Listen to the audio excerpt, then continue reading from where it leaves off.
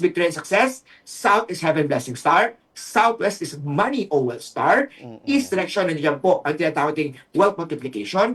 Ang panglimang sector na maswerte is nasa sector of west. Nasa west direction naman ang love sector. So if you're single at gusto mo ma-enhance ang love life, if you are po a couple naman, mag-asawa po at gusto mo pong muling painitin ang ganda relationship nyo, magandang mas ma-strengthen o deactivate ulit o matulog with your headboard sa west direction. Make sure malinis, maayos, maganda po ang west direction to enhance love direction. And sa west direction din po, bukod pa sa love, nandiyan din po ang wisdom study direction. So mga nag-aaral, make sure sa estudyante mag-aaral maigi sit facing west direction para po ma-activate ang tinatawag nating wisdom or examination lock star sa west direction. West direction, love and wisdom sector activated.